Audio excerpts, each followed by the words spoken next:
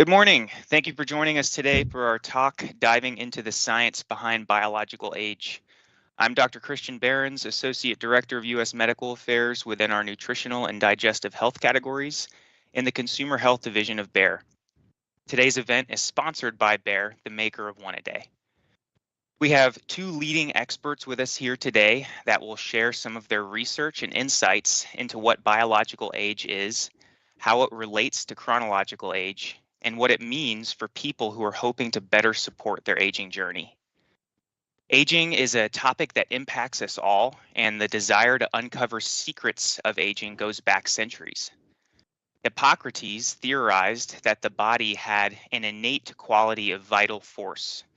He believed this force would diminish over time, and that though it could be replenished, it would never return to the previous level, and that the effects of aging were a result of this vital force diminishing. Others, like Aristotle, have likened this force to a fire that could be strengthened with fuel, but if left unattended, would go out over time. As the global population continues to age, healthy aging is a topic that is growing in the collective conscious of the public, with more and more people interested in what they can do to better manage how they age. And as the public interest in this topic has grown, thankfully, so too is the science behind it. Thankfully, we've made a lot of progress since Hippocrates has shared his theories. Since then, we discovered cells. Over time, we've learned more and more about how they function, how they change over time, what impacts those changes have on the body, and even what impacts outside forces have on our cells. And that's where we want to pick up the discussion today. We want to explore the current state of the science around aging at the cellular level and what it means to people looking to support their aging journey. We're excited to have with us today some experts on some of the key areas of aging and that I'd like to introduce now. We have with us Dr. Emily Ho, Director of the Linus Pauling Institute and co-director for the Center for Healthy Aging Research at Oregon State University. And her research focuses on the impacts of nutrition on the aging process. And just as a quick note, Bayer and One A Day have established the Bayer Global Health Fund of the Linus Pauling Institute, which will be used to help support the research, education, and outreach activities of the Linus Pauling Institute of Oregon State University that concern human health, healthy aging, and nutrition. Neither the Linus Pauling Institute nor Oregon State University endorses, supports, authorizes, or sponsors any product or service of Bayer. We also have with us today Dr. Waylon Hastings, postdoctoral scholar at Tulane University School of Medicine, recently appointed faculty member within the Department of Nutrition at Texas A&M. His research includes studying and interpreting ways to measure biological aging. And just as another note, Dr. Hastings is a consultant of Bayer, the maker of One A Day multivitamins and supplement products. Our two panelists will start out by sharing brief presentations highlighting the current scientific understanding in their areas, and then we'll follow that up with a quick Q&A. We encourage you that are watching to share your thoughts and questions. Though we may not be able to address them all, we do hope to cover many of the key questions that you all have on the topic of healthy aging. Before we start, I do want to note that this session will be recorded and available to watch and share afterwards. With that, I will turn it over to Dr. Hastings, who will talk a little bit more about cellular aging, so what cellular aging is and how we measure it. Over to you, Dr. Hastings. All right, fantastic. I believe we should be.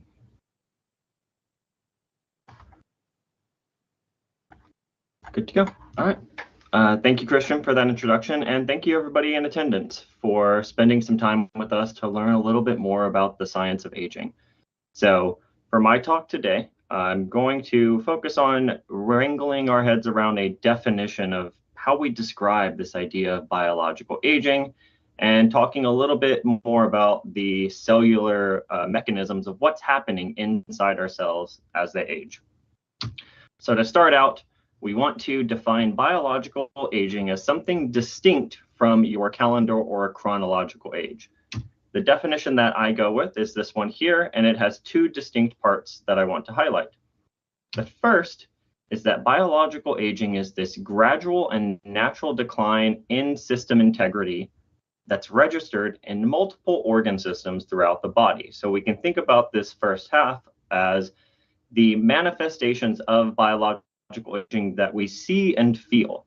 So our nervous system, we have reduced perception, our immune system function declines, cardiovascular system declines, our liver and kidneys become less able to filter out toxins, our lungs became less effective in how they use and deliver oxygen. Now, these are, like I said, the phenotypes of aging that we can see and feel as we get older. Now, the second half of this definition highlights that these organ level changes and changes to the individual are mediated by changes happening to individual cells. Our body is made up of millions and millions of these cells, and it is the changes to these cells that accumulate over time to manifest as higher level aging. The changes to these cells and their decline is what we would call cellular aging. Now, the takeaway here is that aging itself manifests as this bottom-up process. First, we have causes of decline to our individual cells.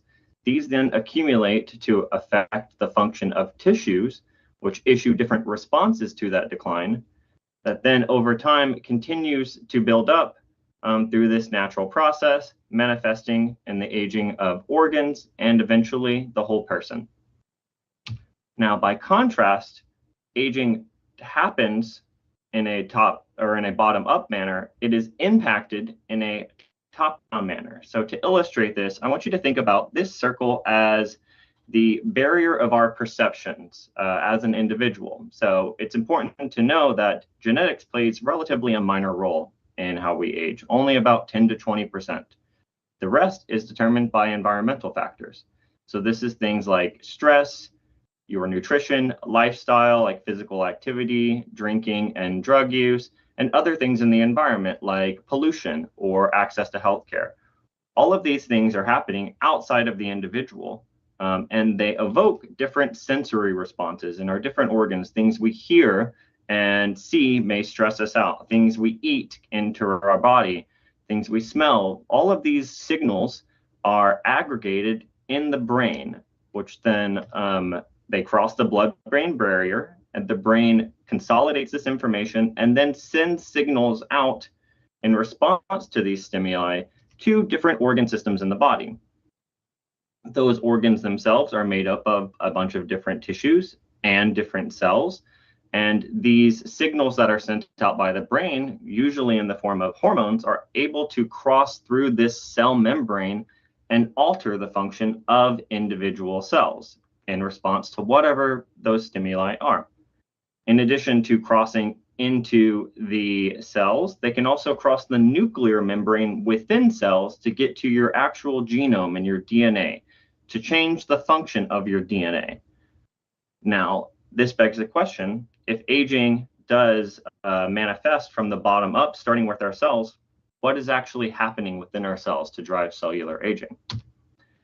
Well, one of the most important aspects is oxidative stress. So oxidative stress is this balance of free radicals in our cells and antioxidants.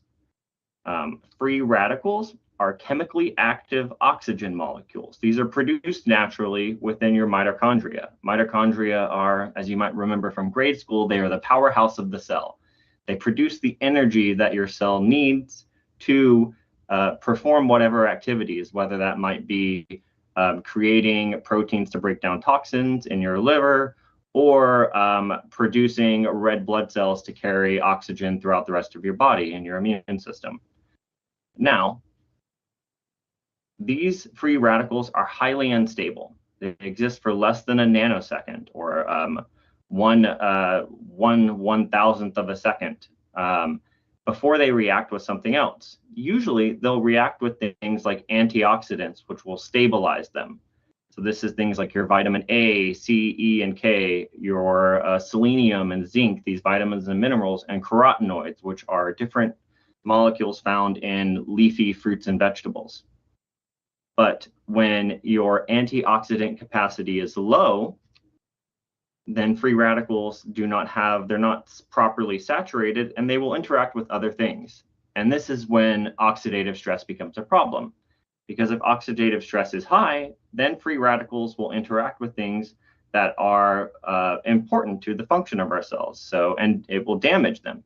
So damage to your DNA makes it harder for your cells to divide. Damage to proteins impairs their ability to do the important jobs they need to do within cells. And damage to lipids weakens the actual membrane surrounding the cell, which is made up of a lipid bilayer. Now, when we think about measuring cellular aging, what we're trying to do is to directly capture these molecular changes that are impacting cellular aging. So these causes of cellular decline. We might do that with common measures like telomere length, the ends of your chromosomes that get gradually shorter each time a cell divides. We can do them with what are called epigenetic clocks. These are becoming increasingly common in both research and the public space. These look at epigenetic alterations that happens to cells as they get older. We can look at things like transcriptomics, which is what is the cell doing at a current point in time, and how does that change over time? So transcriptomics is sort of a measure of how well a cell is doing the job it's supposed to be doing. And then we also have proteomics, which is a similar measure, except it is more directly getting at how our proteins are damaged by oxidative stress. So that was just a brief overview of this idea of cellular aging, how we can sort of think about it in the simplest terms, and what it means. So in summary, biological aging itself manifests as this bottom-up process. We have damage to individual cells that propagates to impair the performance of our tissues, organs, and then eventually the whole person. However, by contrast, aging is influenced in a top-down manner. Genetics plays a relatively minor role. The largest influence is these environmental factors that send information to the brain that activates signaling pathways to change the function of organs, tissues, and individual cells. Now, within cells, we have oxidative stress, which happens when these free radicals that are produced when your mitochondria are making the energy that you need every day. These are produced naturally. They happen as a natural byproduct of the mitochondria producing the energy you need. What happens as we get older is mitochondria produce more and more of them, and they produce more of them per every unit of energy. So they become less efficient. And this oxidative stress is a driver of cellular aging because of the damage it does to all of these important molecules in our cells. And when we measure cellular aging, what we're trying to do is to assess the impact that this damage from oxidative stress has on different parts of the cell's functioning, like its ability to divide or its ability to make proteins and to express DNA. For those that are visual learners, we can think about this, again, working through this sort of paradigm. We have an individual that is surrounded by all of these environmental influences. That information is sent, consolidated, and sent signals down from the brain to change how the function of organs, tissues, and cells happen. Within cells, we have oxidative stress. Free radicals are produced. As time goes on, these radicals damage DNA, proteins, and lipids, including those within mitochondria, to, in a feed-forward loop, increase the number of free radicals and increase oxidative stress. Oxidative stress is bad because it damages these important things in our cell, like DNA, proteins, and the cell membrane made of lipids. When we think about measuring cellular aging, we are trying to directly measure these processes and how they're changed. And over time, this manifests as biological aging of the whole person, as the function of individual cells continues to decline, leading to decline in the function of tissues, organs, and eventually the whole person. Thank you very much. And that concludes my part of this presentation. Awesome. Thank you, Dr. Hastings. I really appreciate personally that little visual slide at the end, as I am very much a visual learner. So always nice to see that as well. So super interesting stuff. Excited to dig a little bit more into that in the Q&A. I'd now like to turn it over to Dr. Ho to talk a little bit more about the role of nutrition in healthy aging. Great, thank you. That was an amazing introduction.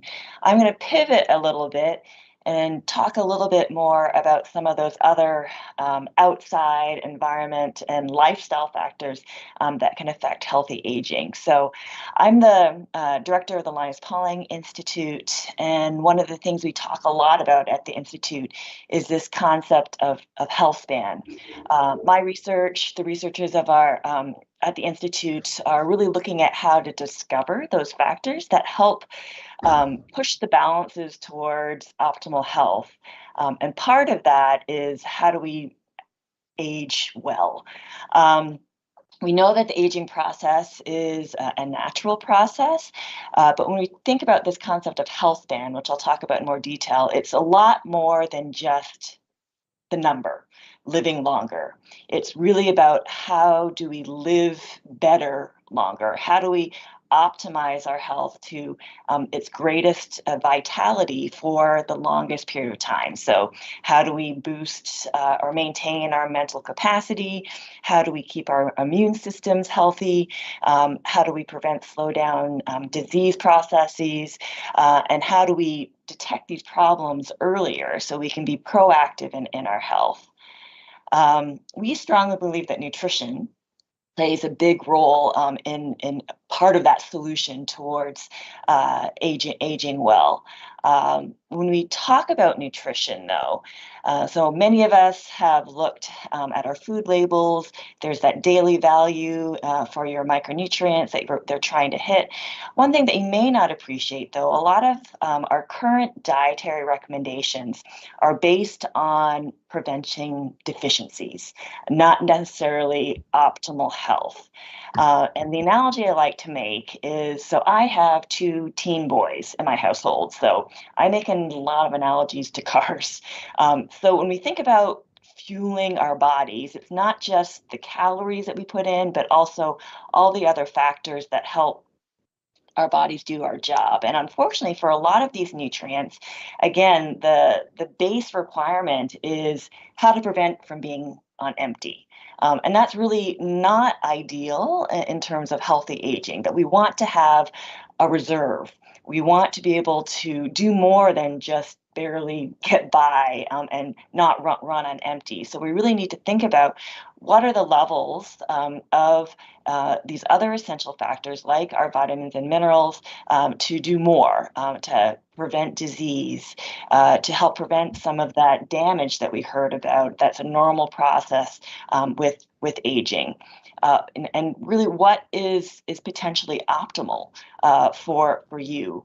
And that finding that optimal is a little bit complicated because what is optimal for you may be very different than in another individual. The other thing to consider that as we age, again, kind of that concept of preventing deficiencies. Right now, most of our micronutrients, if you are 18 or if you're 100, that requirement is the same. And it's very clear that for a lot of those micronutrients, so currently calcium and vitamin D are the only nutrients that have an age-related elevated requirement. And it's very clear from the science that there are many other nutrients that may require a little bit more, that shortfalls are more prevalent as we get older. So we need to look at that more closely in terms of what are some of those other nutrients that we need to think about more. So again, what is optimal for you, though, is also a question. And again, going back to my car analogy. So this is my car. For me, optimal is, again, I've got two teen boys. I need to haul around sports equipment all the time. I want a high safety rating. I want it to be fairly fuel efficient. I like to have a little bit of fun as well. So I need a car that can take me to the mountains, to the hiking trails and that type of thing. So this is the optimal car for me. My husband, on the other hand, this is his car. He is a die-hard muscle car fanatic. So things like fuel efficiency are nowhere on his list in terms of an optimal car. And we can think about this in the same way in terms of our health. What is optimal depending on your priorities, depending on your environment, depending on your genetics may be different. And the one size fits all in terms of those factors for healthy aging could be different. We also want to think about what are the components of our diet that really contribute to healthy aging? We know clearly that too many calories is a big issue in terms of our health, but I also want to emphasize that the quality of your diet also makes a big difference. So there's a lot of data. The USDA has developed this index that's called the Healthy Eating Index, or the HEI. So this is a numerical index score from 0 to 100, with higher numbers indicating a healthier or higher quality diet. It's very clear when you're consuming a higher quality diet, so a higher HEI index, that it is associated with healthy aging. There is a decrease in disease incidence, lower mortality, and overall a higher quality of life. What are the components of this healthy eating index or high quality diet? A lot of it has to do with a lot of the things that your grandmother told you to eat: fruits and vegetables, whole grains. And it's very clear that the average, at least this is data from the United States, that average Americans are not meeting these nutrient requirements, and on average have quite low healthy eating index scores. And the big contributors of this are low consumption of fruits and vegetables, low consumption of whole grains, and high intake of the converse, high intake of refined grains and added sugars. And this all contributes to aspects of unsuccessful aging. A big component of a healthy eating pattern, eating more fruits and vegetables and whole grains, is the fact that they contain these micronutrients that I've talked about. So a big component of a high quality diet that's going to contribute to aging well is consuming a diet that supplies adequate amounts of vitamins and minerals.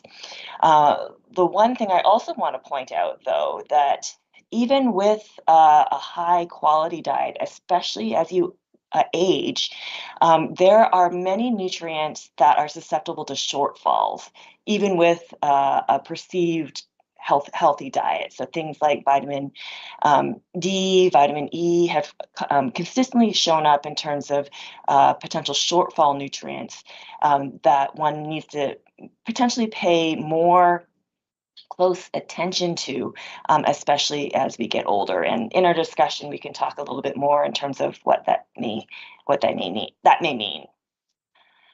So I talked kind of generally. We'll be able to talk more details within our discussion. But again, just drawing upon the inspiration of another famous scientist, Dr. Pauling, really think about our nutrition in terms of aging well.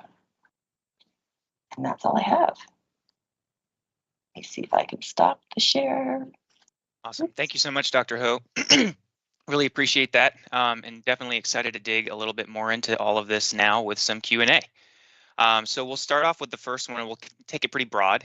So Dr. Hastings, we'll kick it over to you first. Why do people age differently? And I know you talked a little bit about genetics previously and how much of a factor that plays, but what are some of the key factors, and how much does genetics actually play a role in that process?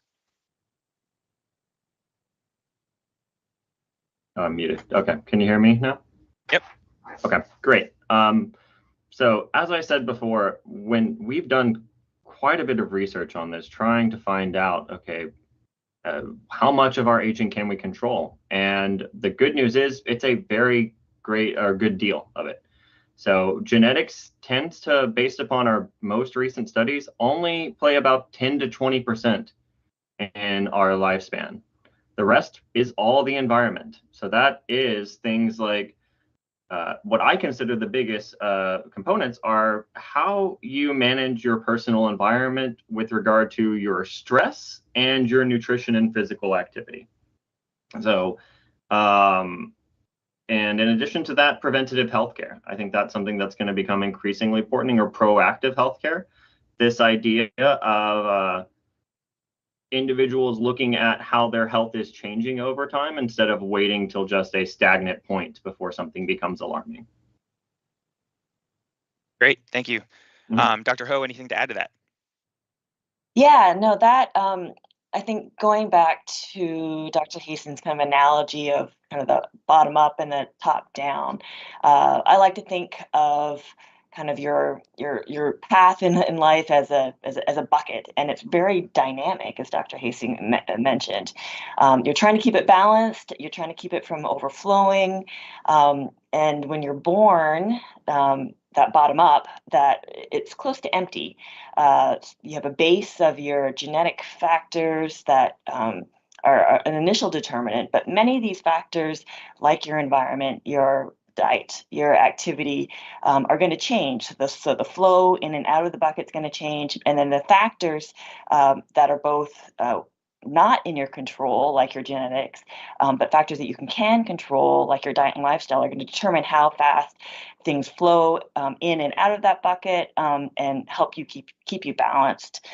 We know that you can't necessarily drain the bucket, but things like your nutrition, physical activity, sleep, stress, and your environment can all help slow that drainage and then also prevent overflow. So it's all, like I said, pretty dynamic, but and a combination of things that you're born with, but also things that you can change. Excellent, thank you for that. So for this next one, we'll start off, Dr. Hastings, we'll start with you again. Dr. Ho just kind of mentioned a little bit of this, but if you can expand any more on what are some of the factors that we can control or influence in the aging process? So a lot of my background comes at looking at stress or looking at aging through this lens of stress. So we've thrown out a lot of quotes from different scientists. One of my favorite one is by Hans Selye, who is this pioneer researcher in stress. And he once said, "It's not stress that kills us, it's our reaction to it." This gets at the idea that our bodies are hardwired to get stress. It's what wakes us up in the morning. Cortisol, this stress hormone, you can see it in every individual spike right when they wake up and then sort of go down throughout the day. So stress is not a bad thing. And given the rapid pace at which society moves now, I have sort of given up on this idea of reducing or eliminating stressors. Instead, I try to focus on aligning the aspects of my life to the level of stress around me.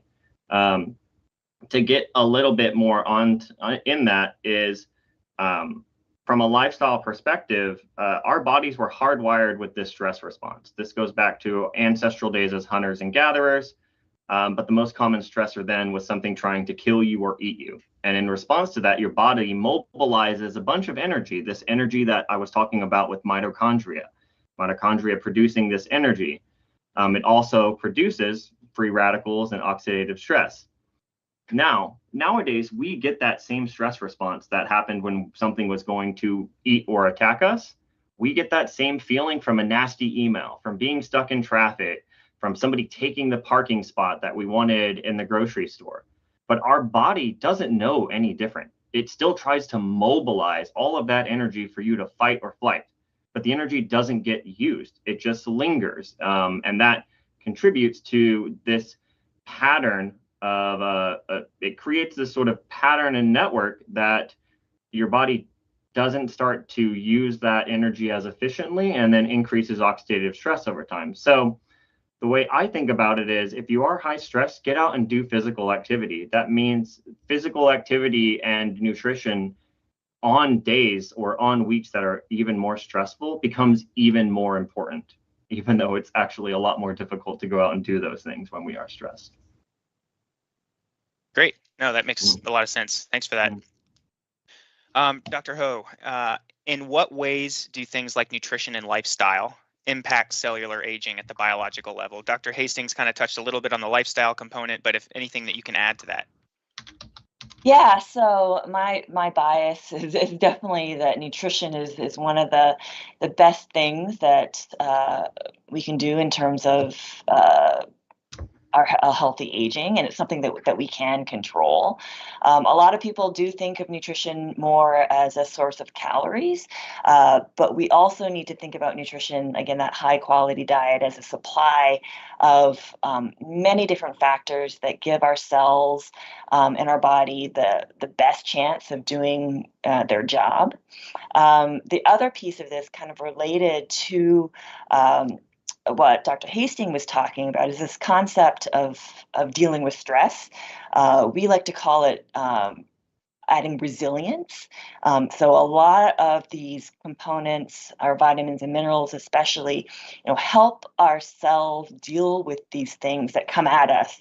When things go wrong, there are biological processes that are in place to help mitigate, slow down, or deal with that stress. Oxidant stress, in particular, is one of the consequences of stress that's coming at us. And these high quality diets, these vital micronutrients, are really key to making sure that we have that resilience to these things that come our way. Great. We got a couple comments in the chat that I'm wondering if off the cuff you could remark on things like sugar, fast food, access to screens all the time. Could you expand any more on components like that? I can jump in here. There's a little bit of controversy in terms of the causation of each of those individual factors. One thing that all of those factors contribute to is obesity. And it's very clear that being overweight, higher body mass, higher proportion of adipose tissue, all are things that cause more oxidant stress, decrease your resilience systems. So yes, these contribute to biological aging. Whether or not mechanistically each of those individual components have a specific causative factor is still up for debate, though. Great. No, that makes perfect sense. So we talked just now on things that are impacting on the cellular level. So we talked about oxidative stress, and you kind of started to mention a little bit about what we can do about this, but are there things from a nutritional standpoint that can have a positive impact on oxidative stress? And Dr. Ho, I'll kick it over to you again, and then we'll go to Dr. Hastings. Yeah. So I guess to back up in terms of, again, the mitochondria and the source of oxygen stress, I like to talk about in my classes that we know we need oxygen for life. That the oxygen helps our bodies create ATP through the mitochondria. Unfortunately, breathing is also bad for you. There's this little bit of side effect that every time we breathe in that oxygen, the mitochondria leak a few electrons unnecessarily that cause this free radical. So it's a normal side effect. It's an inefficiency that we know about, but it's normal, but it does contribute to a little bit of stress that happens cellularly that contributes to the aging process. Luckily, our bodies know about this side effect. So we have systems in place, including antioxidant enzymes, that many of them need micronutrients to work well. Things like copper zinc superoxide dismutase that uses copper and zinc, glutathione peroxidase, which uses selenium, which is another essential mineral. We also know that components of our diet are also direct antioxidants to help keep that side effect in place. So things like vitamin E, vitamin C. There's also other natural compounds, various phytochemicals like polyphenols, flavonoids, some of the things that give colors to our fruits and vegetables that also act as things that add to that resilience to that mounting oxidant stress. So there's a lot of different ways that our diet can help keep potentially that oxidant stress so it doesn't become out of control. And it's when you're lacking those nutrients, that's when the balance can be more potentially damaging. Great. Oh, perfect sense. Dr. Hastings, anything to add to that? The only thing I'll add, and this is just because I know it is becoming an increasingly, sometimes even to a fad extent or unhealthy extent, is caloric restriction. Just to give a little bit of insight about what's actually happening there. We've kind of talked about these free radicals. They're these electrons leak. These are produced when you breathe. They're produced when mitochondria make the energy that you need. What caloric restriction is doing from that sense is you're intaking less calories, you're producing more, producing less energy. And what your body then does is it shifts its function to still use that energy to do all of the things it needs to do. It becomes more efficient. So this is why caloric restriction has these health impacts, is what it's doing is it's not changing how often you make free radicals. What it's doing is changing the rate at which you need energy. So then as a function of that, you're making less free radicals because you're using less total energy. So there's two different ways of tackling this. As Dr. Ho said, we can try to mitigate the impact of these free radicals by giving them something else to balance out with, or we can decrease how many are produced by decreasing how much energy we actually need. Great. Yeah, and I know that's a really hot topic of exploration right now with calorie restriction mimetics and all kinds of cool ingredients that are found out in the diet and in the pharmacopoeia. So interesting. Let's move on. Dr. Hastings, what are some limitations to altering how your cells can age? Yeah, this is a great question here. There's really no silver bullet to trying to find something that is going to help how every cell ages, because our cells are so different. So you have cells in your gut that are very different than the cells in your heart, that are very different than the neurons in your brain. Just because we can impact one group of cells or type of cells or tissue doesn't mean that we can impact them all. Maybe we can try to target a common process, but we don't know what the downstream effects will be of that targeting. And whatever those secondary effects might be very different when we try to intervene in our heart versus trying to intervene in our brain. Okay. Dr. Ho, do you have anything to add to that one? Yeah, I guess I'd like to. We know that aging is, and the slow side effects, damage is a normal part of our process. As we think about things like antioxidants, even our micronutrients that I mentioned are essential. You can get too much of a good thing as well. That there's an upper limit for a lot of these micronutrients as well, that they have some associated toxicities or things that they affect in terms of other processes. And we've talked about oxidant stress as the damager, but it's also an important process that our bodies need. You know, our immune cells purposely use oxidant stress to help combat against infection as well. So you can't totally get rid of oxidant stress.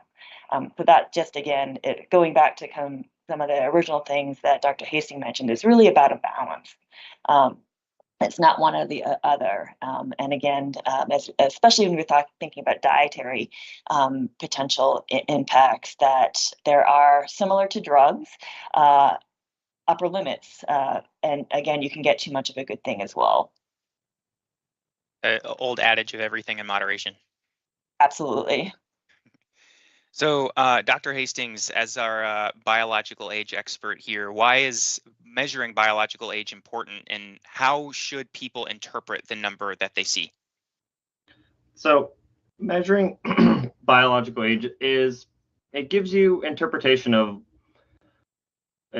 what your frame for thinking about your own health might be compared to your general chronological age. But interpretation, this is something that I am very much a stickler on. It's a very key point of my research. Is interpretation is important, and it depends on how we model biological age. So your interpretation, if you're given a biological age in years, is the average chronological age within a different group of people who had the same level of whatever feature was used to estimate your biological age. So for example, if we took measures of your DNA and we're going to use that to estimate your biological age, what we would do is take the value that we measured in your DNA and we would go to a large group of people and we would find the people who had the most similar values to you, and we would take their average chronological age.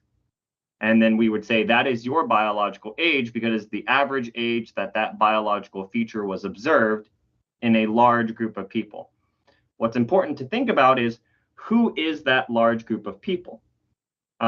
Because, for example, what if that group was a bunch of people who had low access to healthcare, who were obese, and who had terrible sleep habits? On average, those people have shorter lifespan and they have worse health overall. So they might exhibit the same biological change that happens with aging at a younger chronological age than a healthier population.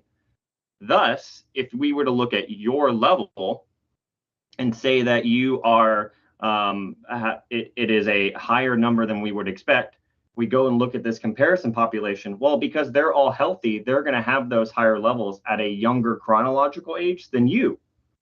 And therefore, your biological age would seem younger than your chronological age when it actually might not be.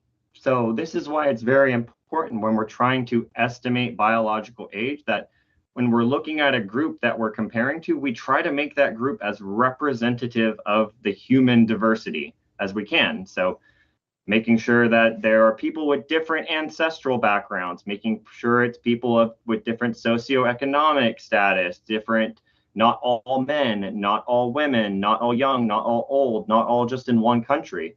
So that when we try to find people that have biological levels most similar to yours, it really is representative of what biological age would be in the average human, not just this population of humans.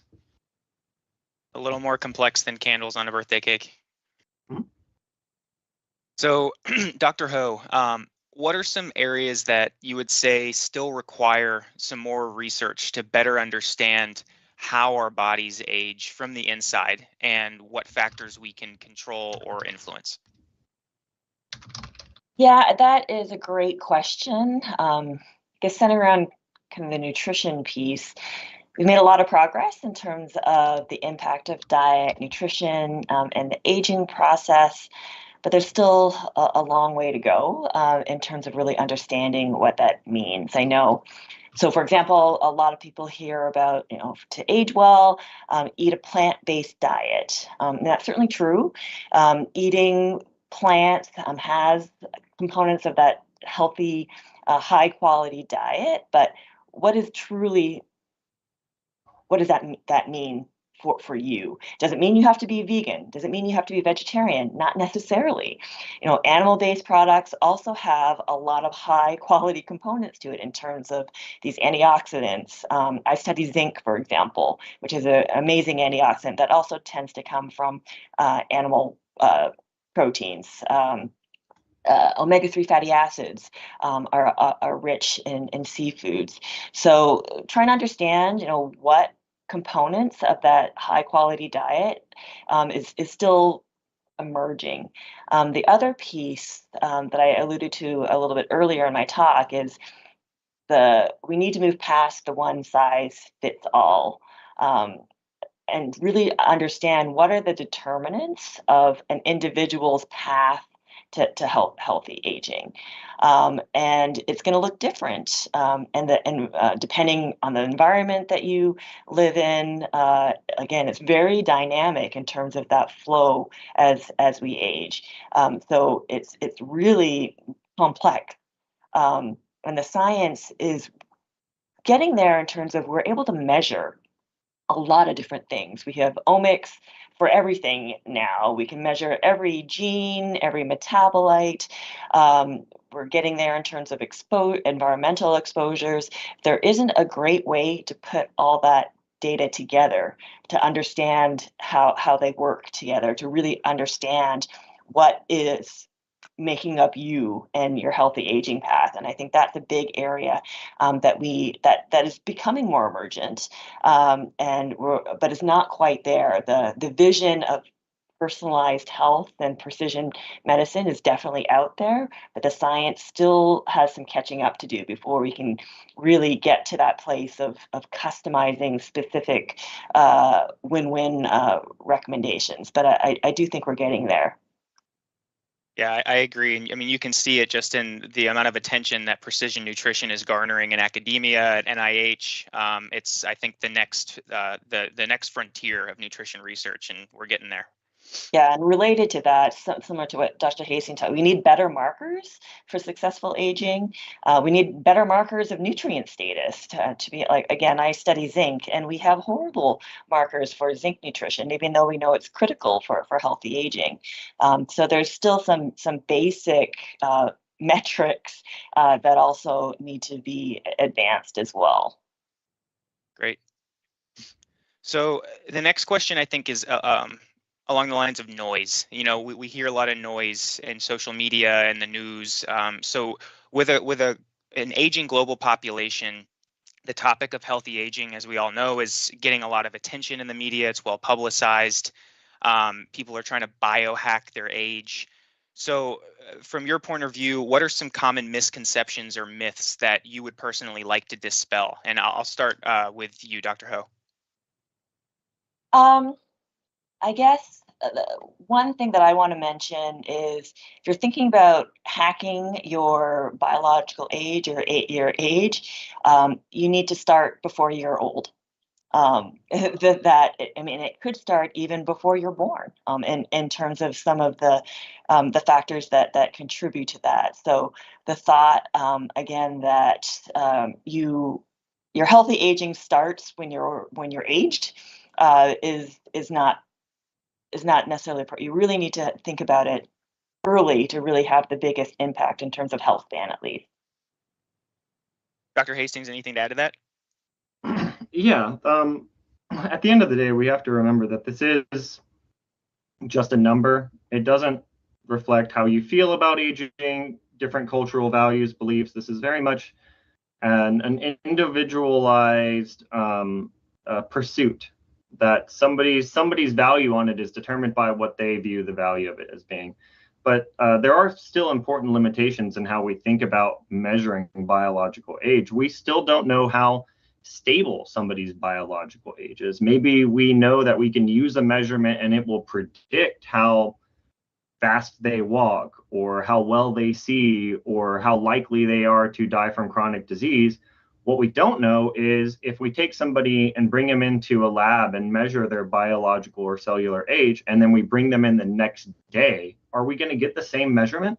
Because ideally, we should. Somebody's biological age shouldn't be something that changes every single day to a great degree. If we have a good number of it, we would want it to be something that would reflect what human aging looks like, this gradual decline that happens across decades.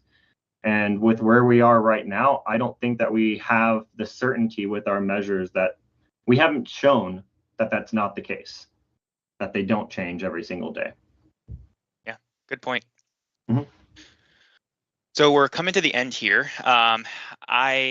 Personal question from me, I always like to ask is, Dr. Hastings, what are you most excited about for the future of this field? What like kind of gets you out of bed in the morning and takes you to the office? Well, it's the development of these technologies have exploded across the last decade or so.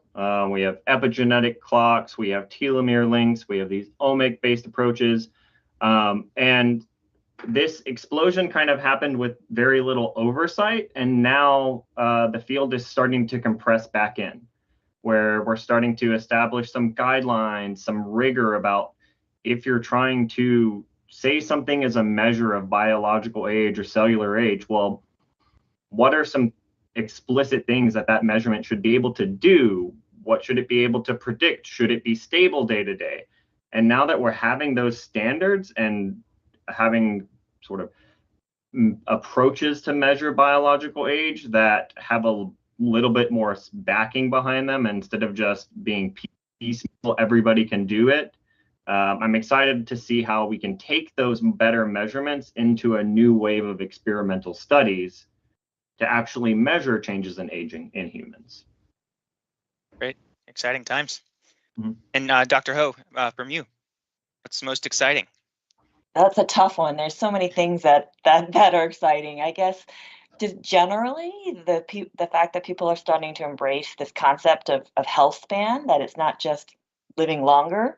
It's about improving and having the best quality of life with the years that they have, and providing the science in terms of what are the contributors there is pretty exciting.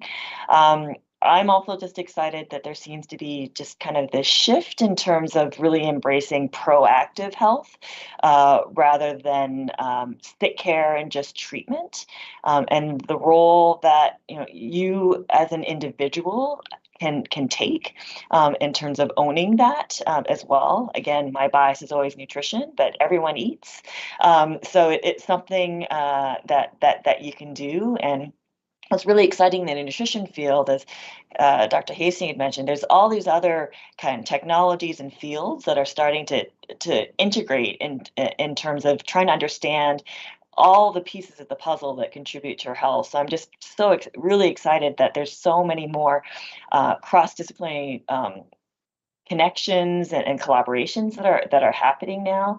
I work with engineers, pharmacists, nutrition folks, exercise physiologists, behavior, sleep experts now, that I don't think several decades ago would have happened as organically.